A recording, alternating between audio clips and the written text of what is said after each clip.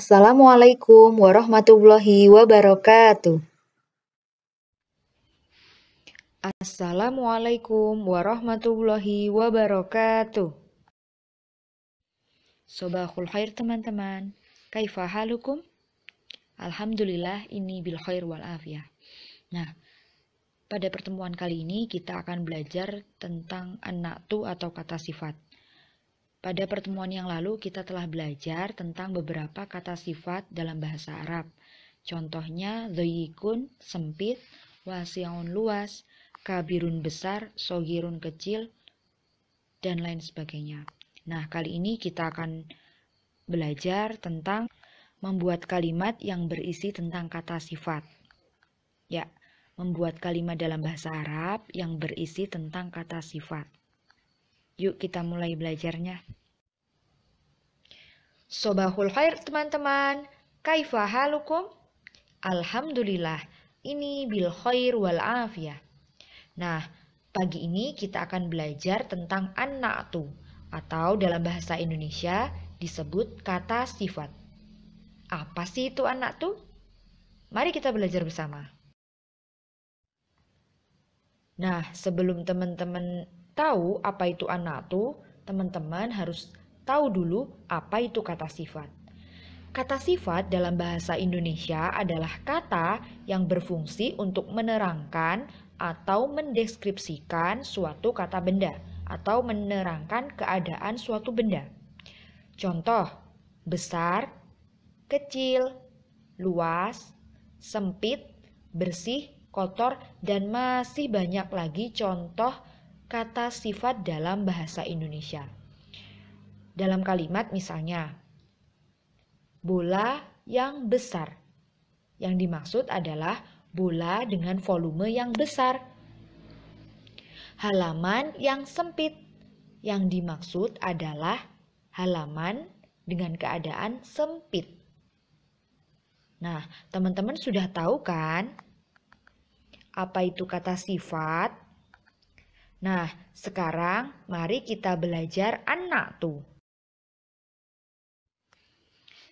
An-na'tu dalam bahasa Arab biasa disebut juga na'at atau kata sifat, yakni menunjukkan sifat dari kata sebelumnya. Contoh kata sifat dalam bahasa Arab ada banyak sekali. Nah, kali ini Bu Dina akan menyebutkan 4 saja ya. Yang pertama wasi'un yang artinya luas, nadhifun yang artinya bersih, kabirun yang artinya besar, dan mahirun yang artinya pandai. Semua itu adalah na'at atau kata sifat dalam bahasa Arab.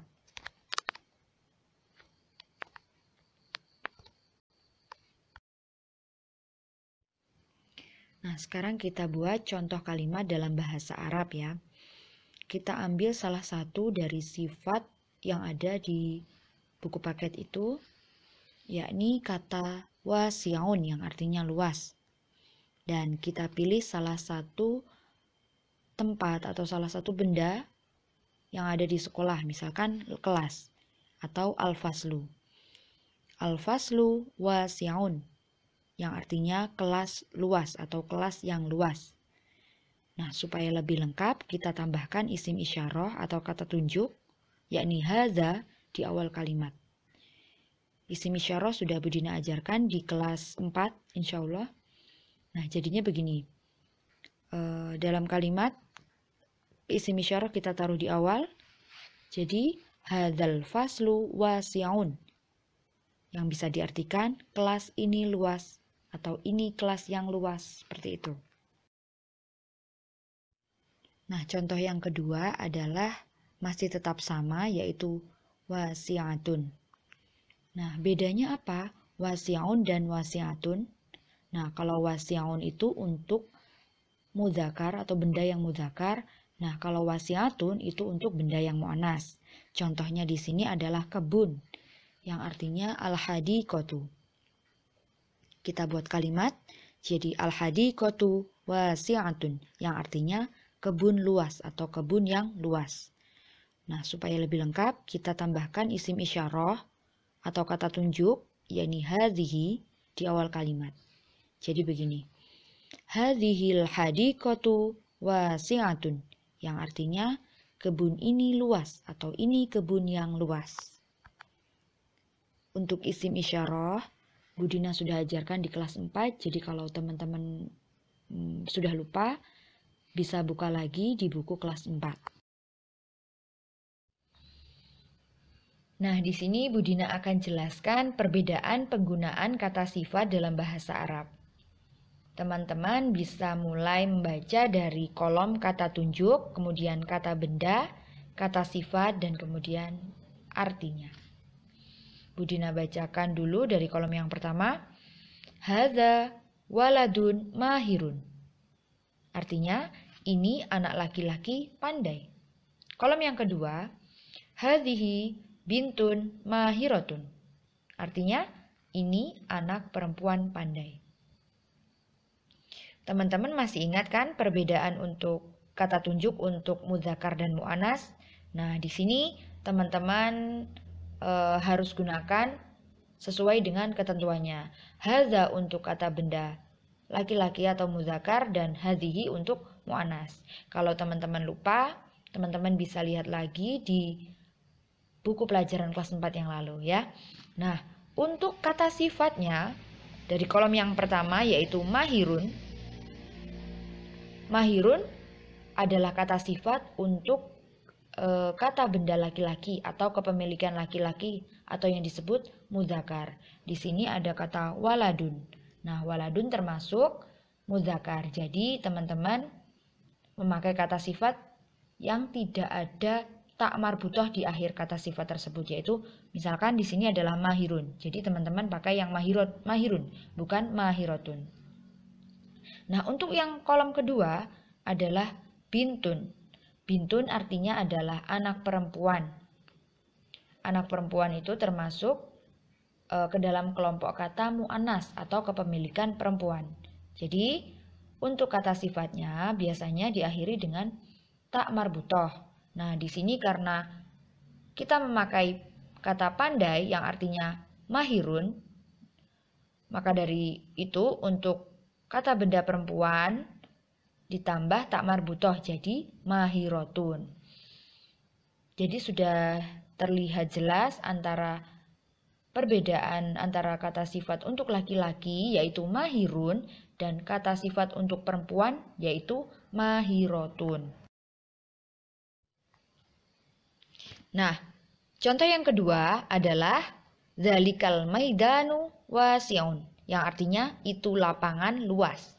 Dan yang kedua adalah tilkal hadiqatu wasi'atun, yang artinya itu kebun luas. Langsung saja kita lihat kata sifat untuk kolom yang pertama, wasi'un. Wasi'un untuk kata benda al-maidanu. Al-maidanu termasuk kata benda mudzakkar. Jadi, untuk kata benda yang termasuk kelompok mudzakkar, kata sifatnya tidak ada tak marbutohnya. Wasi'un. Nah, untuk kolom yang kedua, kita lihat kata bendanya. Al-hadiqatu. Al-hadiqatu artinya kebun. Kebun itu termasuk kelompok mu'annas, yaitu dengan ciri-ciri ada tak marbutoh di akhir katanya. Nah, untuk mu'annas, teman-teman bisa menggunakan kata sifat yang ada tunnya. Jadi, ketika menggunakan kata wasi'un atau luas, untuk kata benda yang mu'annas, teman-teman bisa menambahkan tak marbutoh di akhirnya. Jadi, wasi'atun. Nah, untuk tugas teman-teman di rumah, silahkan kerjakan latihan 3 dalam buku paket bahasa Arab pada halaman 7, nomor 1 sampai dengan nomor 5. Nah, apabila teman-teman mengalami kesulitan dalam mengartikan kosakata bahasa Arab, teman-teman bisa langsung WhatsApp Bu Dina ya. Nah, selamat mengerjakan.